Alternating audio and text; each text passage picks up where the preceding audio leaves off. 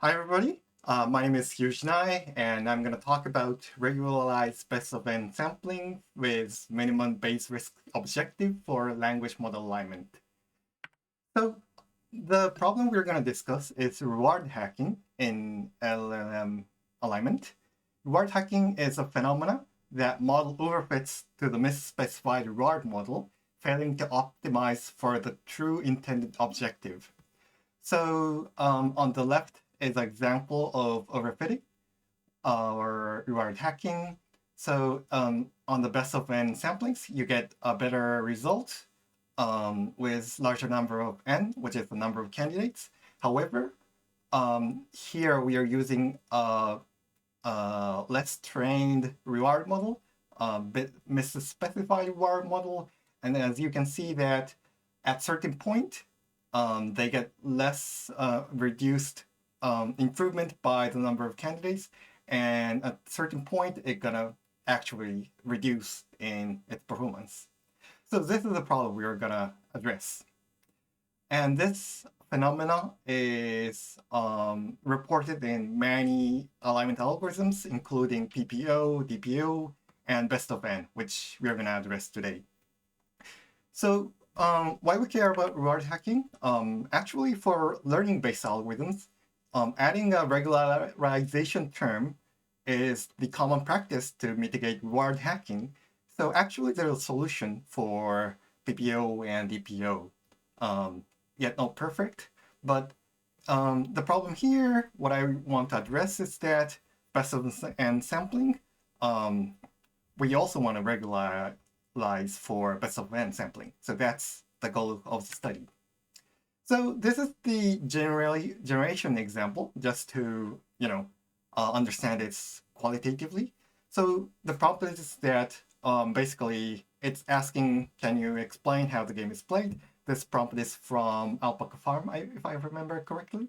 And the response by the agent with best of n, where n is 32, I guess.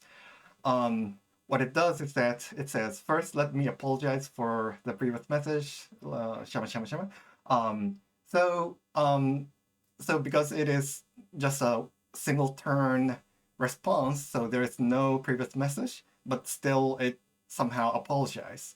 So this is one of the reward hacking phenomena where the agent learned a shortcut where when you apologize, even if you have no reason to do so, it's gonna increase the score of the proxy reward.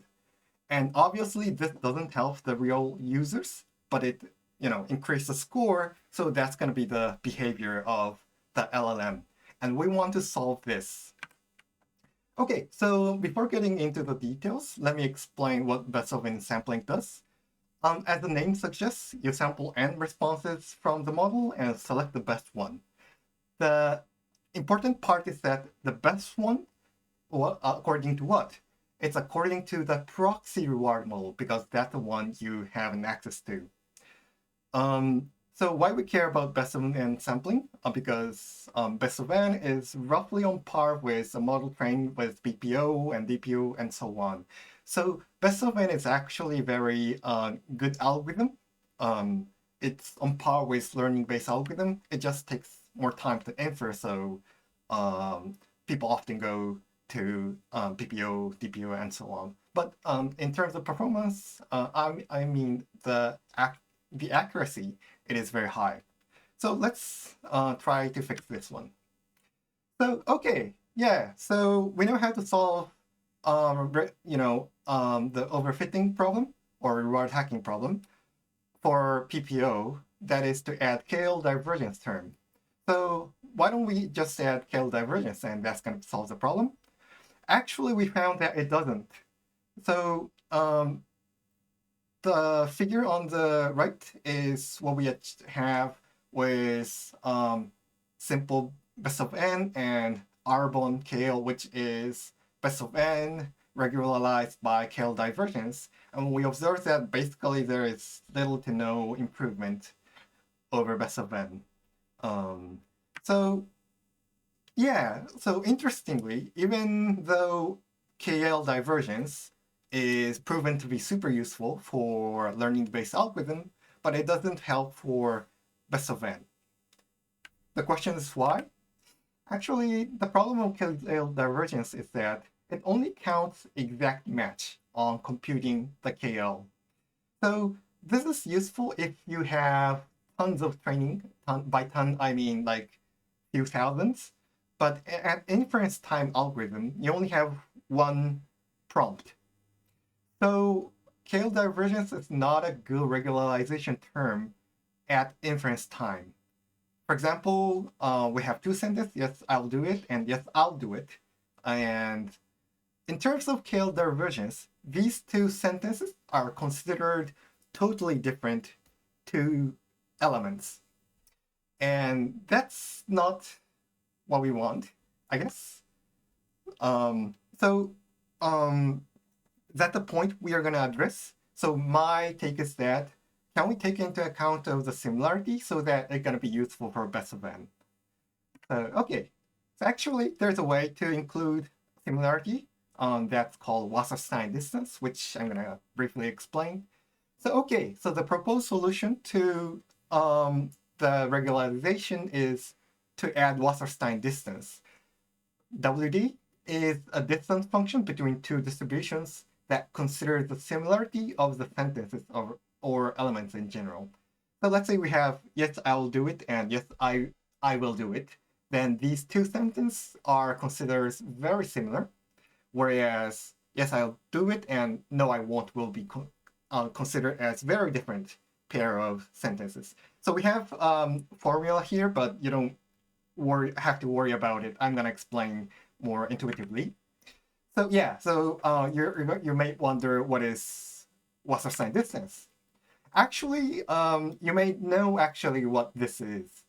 Wasserstein distance is actually minimum base risk decoding. I mean, the objective of minimum base risk decoding.